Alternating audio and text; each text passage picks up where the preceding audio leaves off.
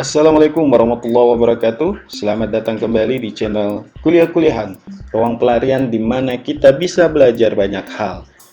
Dan ini adalah video ke-7 tentang prosedur analitis dalam audit laporan keuangan. Kira-kira seperti apa penjelasannya? Mari kita simak bersama-sama.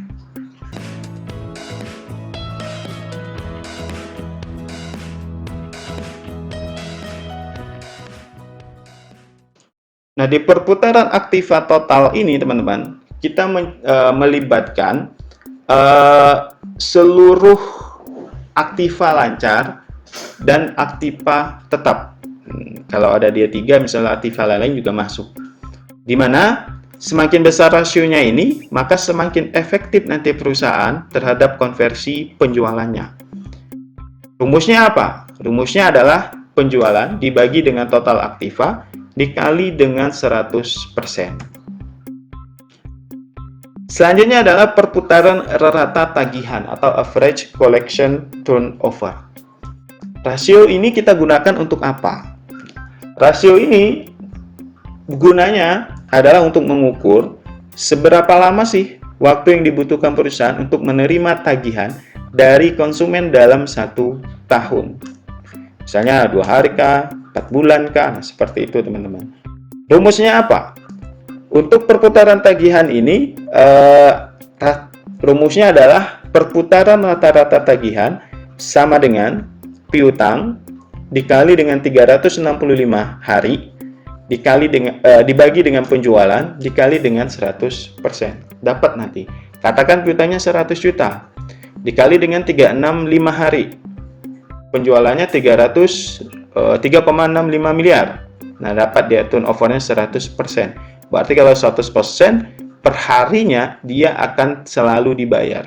Atau setiap hari akan masuk tagihan dari konsumen. Nah, teman-teman.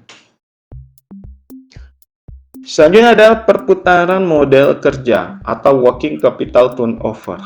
Di sini kita mengukur tingkat perputaran modal kerja bersih, kita bandingkan dia dengan aktiva lancar. Nah, kebalik ya. Kalau tadi ada total aktiva, kalau ini hanya aktiva lancar dengan hutang lancar terhadap penjualan dalam 1 periode. Jadi dalam 1 periode akuntansi, katakan 2021. Nah, katakan tahun sekarang 2022. Nah, rumusnya apa? Rumusnya adalah penjualan dibagi dalam kurung aktiva lancar itu dikurang dulu dengan hutang lancar, baru setelahnya dikali dengan 100%. Maka dapat dia perputaran modal kerjanya. Kira-kira berapa persen sih perputaran modal kerja yang dibutuhkan? Nah, ini berguna untuk kita gunakan di tahun depan, teman-teman. Nah, di analisis common size ini membandingkan perubahan dalam pos-pos dengan total aktiva, pasiva, dan penjualan. Perbandingan ini, teman-teman, kita sajikan dalam bentuk persentase per komponen dalam laporan keuangan, baik dalam neraca maupun dalam laba rugi. Misalnya aktiva, ada berapa akun di situ, dihitung persentasenya. Dalam analisis ini, perusahaan akan mendapatkan informasi berupa komposisi investasi, aktiva, dan struktur modal pasiva. Jadi akan ketahuan berapa sih komposisi investasi kita dan modal kita.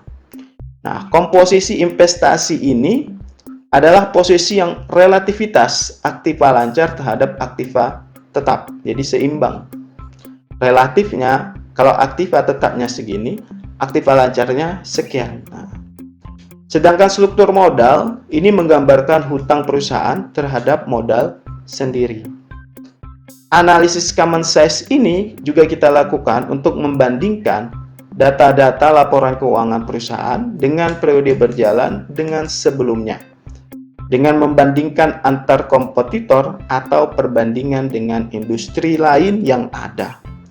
Nah, ingat teman-teman, yang perlu kita note di sini adalah fungsi dari analisis rasio ini sebagai analisis daya saing dalam industri. Jadi, ke depan industri kita ini akan bertahan atau tidak, itu tergantung dari kemampuan kita dalam menghitung rasio keuangan. ke depan strategi kita mengacu pada perhitungan rasio keuangan tahun ini. Misalnya, tahun 2023, seperti apa nanti turnover modal kerjanya, harus kita hitung di tahun 2022, sehingga kita bisa antisipasi resiko-resiko yang mungkin terjadi di industri kita.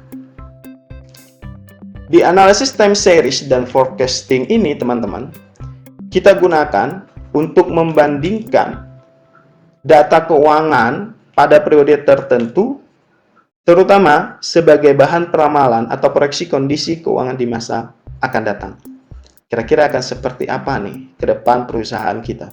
Mampu nggak kita dengan tingkat pengembalian investasi katakan 50%, 20% gitu. Dalam analisis ini, poin-poin yang harus kita perhatikan adalah bagaimana cara kita hal-hal yang dapat mempengaruhi kondisi perusahaan atau kondisi industri secara umum. Contohnya apa? Peraturan pemerintah. Tiba-tiba nih ada peraturan pemerintah baru, seperti yang sekarang, wajib untuk menaikkan gaji maksimal 10%. Nah, gitu. Kemudian perubahan kompetisi. Jangan-jangan nanti ada lagi nih, sekarang IT, nanti apa lagi nih perubahan? Perusahaan kita mampu bersaing atau tidak? Dan mungkin saja kita akan diakuisisi atau kita akan mengakuisisi kompetitor kita. Nah, itu teman-teman. Analisis ini kita lakukan dengan 3 pendekatan kuncinya, yaitu ekonomi, kejadian atau event-event ekonomi, misalnya tingkat kenaikan suku bunga pinjaman dan lain-lain. Apalagi 2023 info kita akan mengalami resesi, isunya kuat gitu. Kemudian statistik dan visual, gambarannya seperti apa kejadian saat ini. Nah, biasanya teman-teman, analisis dalam time series ini menggunakan indeks yang adalah angka-angka. Ada berapa langkah yang harus kita perhatikan dalam melakukan analisis time series. Yang pertama, menentukan tahun dasarnya yang akan kita hitung, katakan tahun 2021 itu tahun dasar kita. Yang kedua, menghitung angka indeks tahun lainnya menggunakan pos laporan keuangan tahun dasar sebagai penyebut. Berarti kalau 2021, berarti dasar kita di rasio keuangannya adalah 2021. Yang ketiga, kita harus mampu memprediksi arah kecenderungan historis pos pada laporan keuangan. Dan terakhir, membuat keputusan dalam analisis tersebut. Kira-kira ke depan kita akan investasi berapa? Kita akan melakukan ekspansi atau tidak? Kita akan melakukan diversifikasi produk atau tidak? Nah, seperti itu. Analisis time series ini didasari oleh data keuangan. Apa dia?